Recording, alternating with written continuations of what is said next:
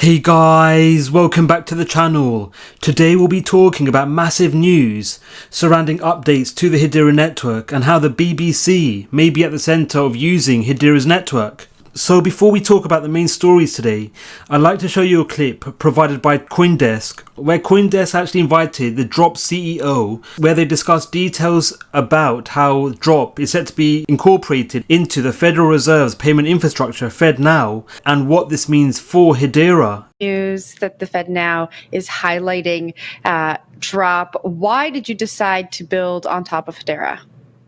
Oh, that was the easiest decision that we made. Hedera Hashgraph is really built for fintech applications. The speed of the transaction, it can do 10,000 transactions a second. When you talk about small value transactions, you're doing small value transactions. That means you might do 10, 20 of them in a day, right? So we needed the speed, we needed the volume, and Hedera has that. But the second important aspect is the cost of the transaction. So Hedera Hashgraph has a fixed cost, and it's fraction of a second. It's 0.001. So it's a no-brainer when it comes to building a payment platform. I'm kind of surprised how come others haven't built their platform on Hedera.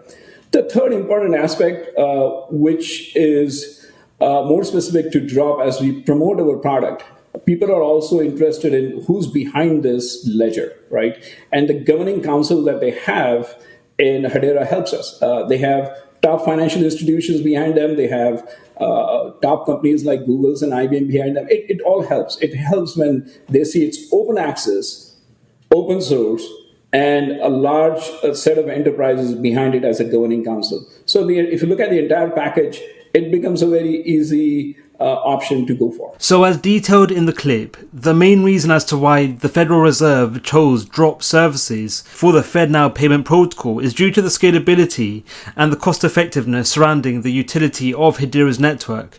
And this is coupled with the Hedera Governing Council being one of the most esteemed boards across the DLT realm, where a number of the most widely credited organizations have a direct affiliation with Hedera. And this is coupled with the cost effectiveness, the finality, and the energy efficient nature surrounding the utility of the Hedera consensus and tokenization service, where upon the following graphic it only costs $0.001 to verify a transaction on Hedera, and this is coupled with the rate by which transactions are authorized being very energy efficient and near carbon negative. So these are the main reasons as to why the Federal Reserve have turned to the Hedera-backed DApp Drop for their services. So let's talk about the main stories today. So I recently came across an article which actually details to the breaking news of Hedera smashing 18 billion transactions on its network and the total value locked on the Hedera network reaching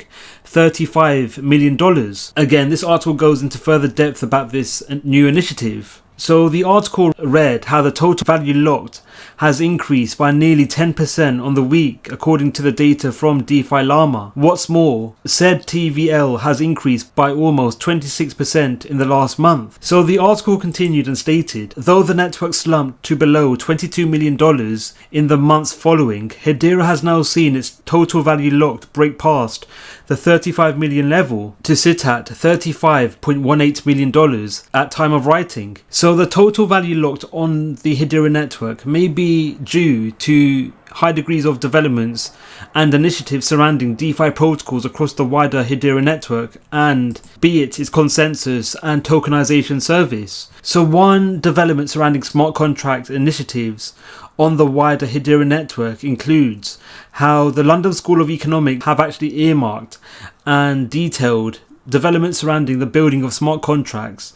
and the licensing of blockchain platforms as provided by the Hedera network. So this all encompasses how the BBC are set to conduct experimentation work regarding blockchain infrastructure and how this initiative could see the utility of Hedera's use cases, especially the availability of Hedera smart contract service. So I'll include the following link in the description below so you can read into more depth about this potential partnership. The main reason as to why the likes of the BBC may have turned to Hedera for this initiative especially surrounding smart contract utility, is due to the innate qualities and features which puts Hedera ahead compared to the vast majority of other DLTs on the marketplace, especially in regards to smart contract utility, where upon the recent updates to Hedera smart contract service known as Smart Contract 2.0, this initiative and update has seen the smart contract service being 13 times faster than the Ethereum smart contract service. So this means that Hedera's services are a lot faster, cheaper, as well as being more greener compared to the biggest DeFi protocol, especially surrounding smart contracts on the marketplace, Ethereum. So this article here goes into a bit more depth in regards to the smart contract utility surrounding Hedera and how smart contract developments on Hedera is a lot more attractive and is a lot more abundant in use cases, and why such developers may transition their offerings away from other competitor DLT networks to Hedera. Where the article read Smart Contract 2.0, a comprehensive guide. So the article actually provided insights and details in regards to how the Smart Contract 2.0 improvements could facilitate and improve the transaction speed and the cost-effective nature surrounding Hedera's network, where smart contract services on Hedera comes with a number of benefits, most notably the cost-effective and the fixed nature surrounding the minting and creating of smart contract services on the overarching Hedera consensus service, where the fixed nature surrounding the creation of smart contracts on Hedera means that it's a lot more effective and a lot more predictive in terms of the amount of value required to create a smart contract. And this is in stark contrast to the likes of Ethereum, where upon the creation of smart contracts on Ethereum, the creation of smart contracts are a lot more unpredictable, as the creation of smart contracts are purely determined by the amount of traffic occurring on the Ethereum network at a given time. So another reason as to why more developers may transition their use cases away from the likes of Ethereum to Hedera. And this is all coupled with insights and views in regards to Hedera, where across all social media platforms, the interest surrounding Hedera has actually risen. And this may be due to the recent news surrounding Hedera's association with the Federal Reserve.